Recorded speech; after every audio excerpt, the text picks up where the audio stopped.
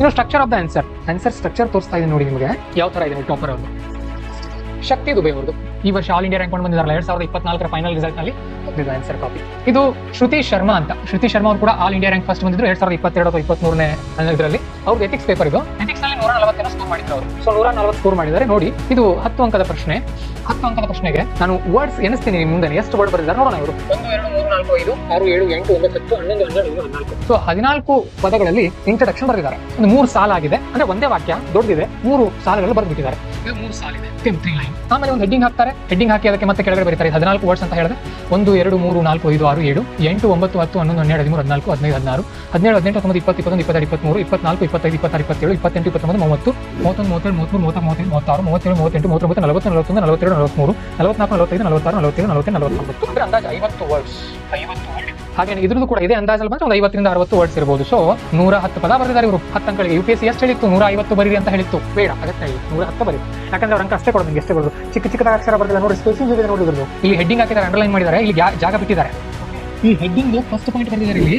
First point ಅಲ್ಲಿ important line underline ಮಾಡ್ಕೊಂಡು ಮತ್ತೆ ಒಂದು ಎಕ್ಸಾಂಪಲ್ ಕೊಟ್ಟಿದ್ದಾರೆ ಇಲ್ಲಿ. ಮತ್ತೆ ಇಲ್ಲಿ ನೋಡಿ ಸ್ಪೇಸಿಂಗ್ ಇಷ್ಟು ಸ್ಪೇಸ್ ಬಿಟ್ಟಿದ್ದಾರೆ. ಇದಕ್ಕೆ ಸಬ್ ಪಾಯಿಂಟ್. ಸೊ ಮತ್ತೆ ಇಷ್ಟು ಸ್ಪೇಸಿಂಗ್. ಆಮೇಲೆ ಮತ್ತೆ ಹೊಸ ಪಾಯಿಂಟ್ ಇಲ್ಲಿ ಇನ್ನೊಂದು. ಅದಕ್ಕೆ ಅದು ಇಲ್ಲಿಂದ ಸ್ಟಾರ್ಟ್ ಮಾಡ್ತಾರೆ. ಹೀಗೆ ಸ್ಟ್ರಕ್ಚರ್ ಅಂತ ಆನ್ಸರ್ ಇದು ಬರಬೇಕು ನಿಮ್ಮಲ್ಲಿ. ಇದು ಇಂಟ್ರಡಕ್ಷನ್, ಆಮೇಲೆ ಸಬ್ ಹೆಡ್ಡಿಂಗ್, ಅದರೊಳಗಡೆ ಒಂದು ಪಾಯಿಂಟ್, ಅದಕ್ಕೆ ಮತ್ತೆ ಸಬ್ ಎಕ್ಸಾಂಪಲ್ ಪಾಯಿಂಟ್, ಅದರೊಳಗಡೆ ಮತ್ತೆ ಇನ್ನೊಂದು ಎಕ್ಸಾಂಪಲ್. ಸೊ ಹೀಗೆ ನೀವು ಪಾಯಿಂಟ್ಸ್ ನ ಬರೆದಾಗ ನಿಮಗೆ ಅಂತ ಸಿಗ್ತಾ ಹೋಗುತ್ತೆ. ಆಮೇಲೆ ಕೊನೆಗೆ ನೋಡಿ ಮತ್ತೆ ಕನ್ಕ್ಲೂಷನ್ ಬರ್ತಿದ್ದಾರೆ. ಈ ತರ ಎಥಿಕ್ಸ್ ಇದೆ. ಎಥಿಕ್ಸ್ ಆದ್ರಿಂದ ಕನ್ಕ್ಲೂಷನ್ ಸ್ವಲ್ಪ ಜಾಸ್ತಿನೇ ಬರಬೇಕಾಗುತ್ತೆ. ಇಲ್ಲೂ ಕೂಡ ನೋಡಿ ಇದು ನೀವು A4 ಶೀಟ್ ನಲ್ಲಿ ಪ್ರಿಂಟ್ ತಗೊಂಡಾಗ ಗೊತ್ತಾಗುತ್ತೆ ಯಾವ ತರ ಇದೆ. ನಿಮಗೆ ಕ್ಲಾರಿಟಿ ಸಿಗುತ್ತೆ. ಟಾಪರ್ ಕಾಪಿ ಆನ್ಸರ್ ಒಂದು ಕಾಪಿ ಪ್ರಿಂಟ್ ತಗೊಳ್ಳಿ. ಒಂದು ಕಾಪಿ ಪ್ರಿಂಟ್ ತಗೊಂಡು ನೋಡಿ. ನಿಮ್ಮ ಅಕ್ಷರಗಳು ತುಂಬಾ ಚಿಕ್ಕದಾಗ್ತಾ ಇದ್ರೆ ಎಷ್ಟು ದೊಡ್ಡ ಮಾಡ್ರಿ. ತುಂಬಾ ದೊಡ್ಡದಾಗ್ತಾ ಇದ್ರೆ ಚಿಕ್ಕ ಮಾಡಿ. ಮತ್ತೆ ಲೈನ್ಗಳ ನಡುವೆ ಗ್ಯಾಪ್ ಕೂಡ ನೋಡಿ. ಇಲ್ಲಿ ಗ್ಯಾಪ್ ಇದೆ ಗ್ಯಾಪ್ ಕಂಡು ಬರ್ತಾ ಇದೆ ಅಲ್ವಾ. ಇಲ್ಲೆಲ್ಲ ನೋಡ್ಬೋದು ಇತ್ತು. ಅಂದ್ರೆ ಇವರು ಇದನ್ನ ಇಲ್ಲಿಗೆ ಮುಗಿಸಬಹುದಾಗಿತ್ತು ಚಿಕ್ಕ ಅಕ್ಷರ ಮಾಡಿ. ಬಟ್ ಎಕ್ಸಾಮ್ ಚೆಕ್ ಮಾಡೋರಿಗೆ ಅನ್ಸುತ್ತೆ ಕಡಿಮೆ ವರ್ಡ್ಸ್ ಆಗಿದೆ ಅನ್ಸುತ್ತೆ. ಸೊ ಹಾಗಾಗಿ ಏನ್ ಮಾಡ್ತಾರೆ ಸ್ಪೇಸಿಂಗ್ ಚೆನ್ನಾಗಿ ಇಟ್ಕೊಂಡು 2 ಪೇಜ್ ನ ಫಿಲ್ ಮಾಡ್ತಾರೆ ಅವರು.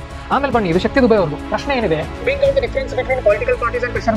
ಪೊಲಿಟಿಕಲ್ ಪಾರ್ಟೀಸ್ ರಾಜಕೀಯ ಪಕ್ಷ ಮತ್ತು ಪ್ರೆಷರ್ ಗ್ರೂಪ್ಸ್. ರಾಜಕೀಯ ಪಕ್ಷ ಅಂದ್ರೆ ಕಾಂಗ್ರೆಸ್ ಬಿಜೆಪಿ ಜೆಡಿಎಸ್ ಎಲ್ಲ. ಇದು ಪ್ರೆಷರ್ ಗ್ರೂಪ್ಸ್ ಅಂದ್ರೆ ಸಂಘಟನೆಗಳು ಇರುತ್ತಲ್ಲ. ABVP ಇರಬಹುದು, ಆಮೇಲೆ ಮತ್ತೆ ಕಾರ್ಮಿಕರ ಒಕ್ಕೂಟ ಇರಬಹುದು. ಇವುಗಳ ನಡುವೆ ವ್ಯತ್ಯಾಸ ಗುರುತಿಸಿ ಅಂತ ಹೇಳ್ತಾ ಇದ್ದಾರೆ. ಸೊ ನೋಡ್ರಿ ಆನ್ಸರ್ ಏನಿದೆ ಡೈರೆಕ್ಟ್ ಆಗಿ ಪ್ರೆಷರ್ ಗ್ರೂಪ್ಸ್ ಪೊಲಿಟಿಕಲ್ ಪಾರ್ಟೀಸ್ ವ್ಯತ್ಯಾಸ ಬರ್ತಿದ್ದಾರೆ. ಹೀಗೆ ಲೈನ್ ಹಾಕಿದ್ದಾರೆ. ಇಲ್ಲೊಂದು ಪಾಯಿಂಟ್ ಇಲ್ಲೊಂದು ಪಾಯಿಂಟ್ ಇಲ್ಲೊಂದು ಪಾಯಿಂಟ್ ಇಲ್ಲೊಂದು ಪಾಯಿಂಟ್ ಇಲ್ಲೊಂದು ಪಾಯಿಂಟ್ ಇಲ್ಲೊಂದು ಪಾಯಿಂಟ್ ಈ ತರ ಆನ್ಸರ್ ಬರೀಬೇಕು. ಇಲ್ಲಿ ಕಾಂಟೆಕ್ಸ್ಟ್ ಇದೆ, ಆಮೇಲೆ ಇಂಟ್ರಡಕ್ಷನ್ ಬರೋದಿಲ್ಲ ಅಲ್ವಾ. ಹೀಗೆ ಬರೆದಾಗ ಅಂಕ ಸಿಗುತ್ತೆ. ಅವಾಗ ಟಾಪರ್ ನಿಮ್ಗೆ ಈಸಿಯಾಗಿ ತುಂಬಾ ಸುಲಭವಾಗಿದೆ. ಸ್ವಲ್ಪ ಪ್ರಾಕ್ಟೀಸ್ ಬೇಕು. ಮೊದಲು ಚೆನ್ನಾಗಿ ಕೋಚಿಂಗ್ ಆಗಬೇಕು. ನೀಟಾಗಿ ಫಿಲ್ಮ್ಸ್ ತಯಾರಿ ಮಾಡ್ಕೋಬೇಕು. ಫಿಲ್ಮ್ಸ್ ತಯಾರಿ ಜೊತೆಗೆ ಮೇನ್ಸ್ ಡೈಲಿ ಸ್ವಲ್ಪ ನಡೀತಾ ಹೋಗ್ತಾ ಇರುತ್ತೆ.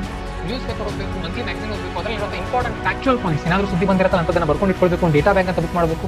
2 ಬುಕ್ಸ್ ಮಾಡಬೇಕು ನೀವು. ಒಂದು ಡೈರಿ ನಿಮ್ಮ ಪರ್ಸನಲ್ ಇಂಪಾರ್ಟೆಂಟ್ ಮಾಹಿತಿಗೆ ಇಂಥದ್ದನ್ನ ಬರ್ಕೊಳ್ಳೋಕೆ, ಮತ್ತೊಂದು ಡೇಟಾ ಬ್ಯಾಂಕ್ ಅಂತ ಅಂದ್ರೆ ಯಾವ್ಯಾವುದು ಅಂಕಿಅಂಶ ಬಂದಿರುತ್ತಲ್ಲ ನ್ಯೂಸ್ ನಲ್ಲಿ. ಭಾರತ ಯಾವ್ದ್ರಲ್ಲಿ ಎಷ್ಟನೇ ನಂಬರ್ ಇದೆ, ಮತ್ತೆ ಏನಾದರೂ ಒಂದು ಸುದ್ದಿ ಬಂದಿರುತ್ತೆ. ಉದಾಹರಣೆಗೆ ಭಾರತದ 5ನೇ ತರಗತಿಯ ಮಕ್ಕಳು 1ನೇ ತರಗತಿಯ ಇಂಗ್ಲಿಷ್ನ ಓದಲು ಬರೋದಿಲ್ಲ, 8ನೇ ತರಗತಿಯ ಮಕ್ಕಳಿಗೆ 3ನೇ ತರಗತಿಯ ಮ್ಯಾಥ್ಸ್ ಲೆಕ್ಕ ಮಾಡೋದು ಬರೋದಿಲ್ಲ. ಇಂಥವನ್ನೆಲ್ಲ ಬರ್ಕೊಳ್ಬೇಕು. ಯಾವ ಸಮೀಕ್ಷೆ, ಪ್ರಥಮ ಅಂತ ಸಂಸ್ಥೆ ನಡೆಸಿರುವಂತಹ ಸಮೀಕ್ಷೆಯಲ್ಲಿ ಗೊತ್ತಾಗುತ್ತೆ ನೀವು. ಆಗ ಅಂಕ ಸಿಗುತ್ತೆ. ಸೊ ಖಂಡಿತವಾಗ್ಲೂ ಬಳಸಬಹುದು.